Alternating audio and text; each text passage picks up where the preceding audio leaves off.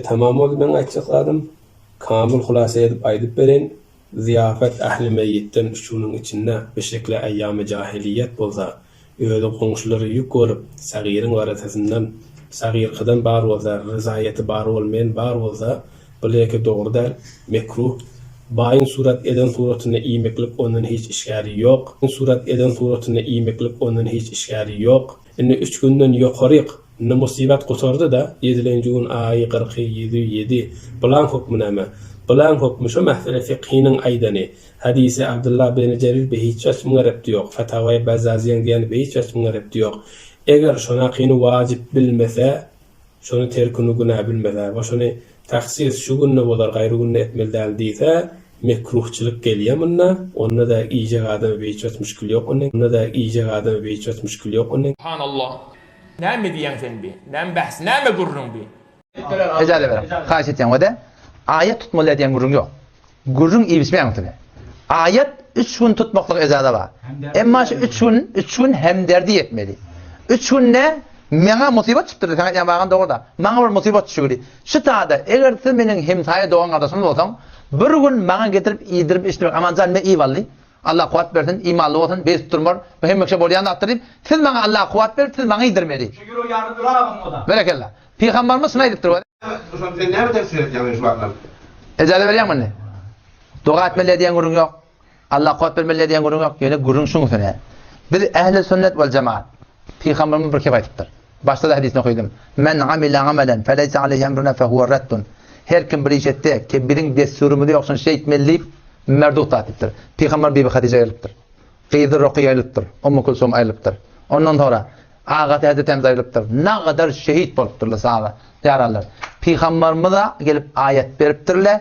İdirme, istirme yine bir zat yokmuştuk arada. O zaman Peygamber gelip idiriptirler. Peygamber gelip adamlara idirmeptir. Peygamber gelip bir iş etmedik olsa biz şunu edecek bolsak ştada biz Peygamber'e ezadan boylar. Bir gurun.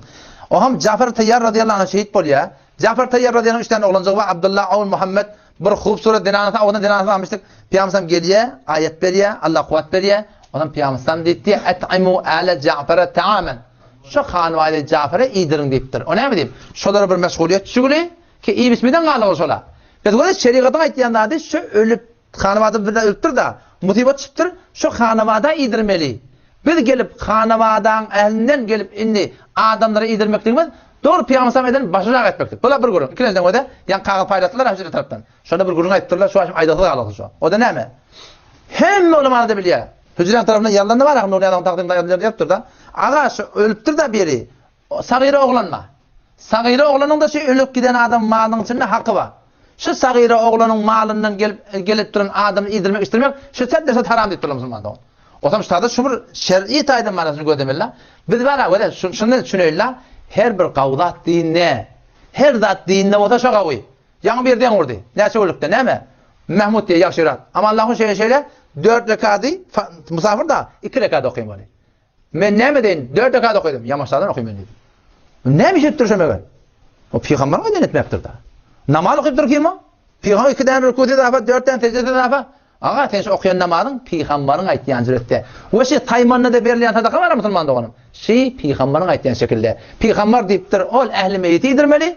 Biz bu adamyň ol terekejigini, oglanjyklaryň hakyny, zadyny millete topra ýazyp, erteki gün olada algy bersin berilmäni, onuň munyň gaftyna barmaklygy bir gaty ýalňyş musulman dogan. Yemeklik onun hiç işgari yok. Onda da iyice adamı bir hiç müşkül yok onun. Subhanallah.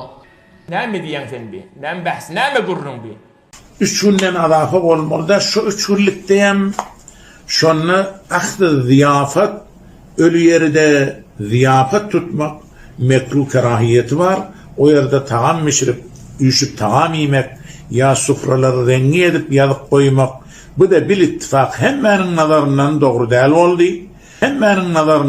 değil oldu çün kaytam şu ölü yere komşusundan şunun ehline de kaza bir şirk getirip vermeliyim. Yemeklik onun hiç işgari yok. Onda da iyice adamı bir hiç müşkül yok onun. Olmalı şu.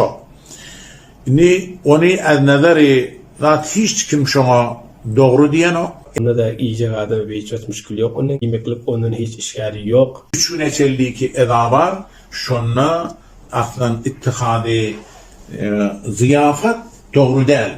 sadaka dileni bir fakire fukara sadaka vermek o fark ediyor bir ziyafet bilen. Sadakanın hiç ölenden tamam bir fakire fukara ya tağama masmarı olanla bir yerde ayretin mahsus fakir fukara için tağam atıp onlara verilde onun müşkülü yok değildi.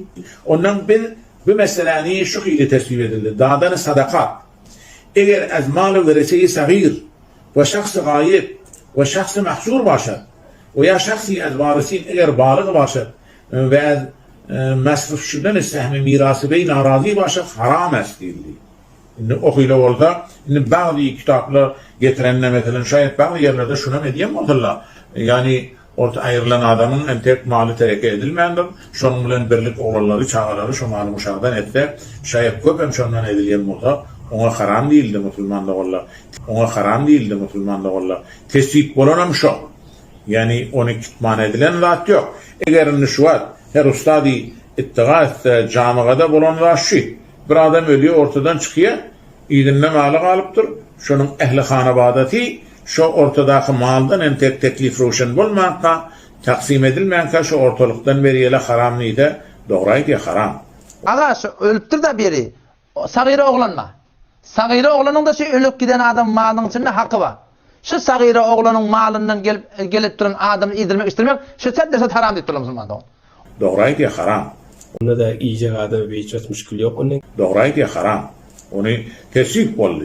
3'ü 7'ti ayı 40'ı diyilen zat hiçbir kitapta menbe-i şer'iyeti yok. Şimdi kurulun şunun üstüne aya bir Türkmen tarihada şu atla adı ki var.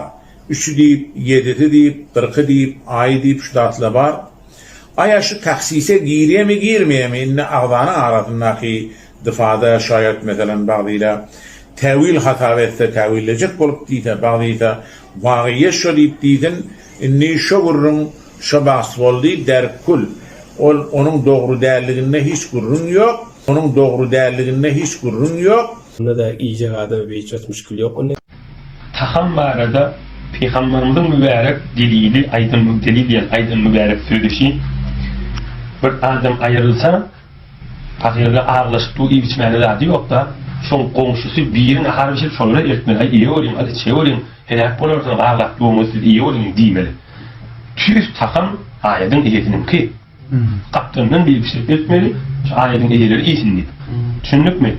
Ama o öyle diyen çevre oktan malum vermiştik ya damak çalınmıştır yakalanmıştık bırakmadı hiçbir şeriatın bu delili yok. Şeriatın ayetiyen gururunu bir adam ayrılsa dua etsen sevap var ya sadaka versen sevap var ya hasa gariplere vermek kavm. Onu vermeyin ben o ayrılanın ruh narahattır o kabirde kısalt batandır onlar damak çalınmadı deyse yok bu günahkarçılık bıcırdak yok şeriatta. Sadaka ver, Kur'an ver, pul ver kavsa garibe vermeli. Şimdi bildin mi? Müteessifane. Şu zamanında bolayan zatlardan bir Müslüman doğan dünyadan geçiyor, iyinden verilen sadakalarda boluyor. Necire bolsun? Ehl-i sünnetin aqidesi bir nefer ayrılandan sonra iyinden sadaka versen şon sevabı şol adama bariyar diye. Kur'an okulsa o da bariyar. Dua edilse o da bariyar. Emme bir nefer yerlerde görüyen bir erbab sadaka veriyor. Bir dara adam sadaka veriyor, geliyen adam özüne mengeş, 10 nefer, 20 nefer, 30 nefer, 40 nefer üyüşüptürler.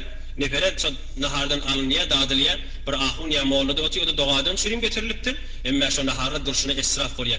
Açık bilin bir yerde hiç soğan ibart görmer ayrılan adama. Neyme soğan barın, israftan başka zat yok ki o sadakada. Beraks şilen zatlardan şey. وَلَيْسَ الْبِرُّ بِأَنْ تَأْتُوا الْبُيُوتَ مِنْ ظُهُورِهَا وَلَكِنَّ الْبِرَّ مَنِ اتَّقَى ayet bilen hiç farkı yoksa. Sevap mı kadip edilip dur? Ama o hiç sevap değil. Neyme sevap barkına ayrılan adama? O israf varmasa başlat yok ki. Eğer şu sadaka veriyen adama, ayten bunu verip görme, şudur şun fenal, zayıf adamları ette berağı dedim, afil edecekler diyor.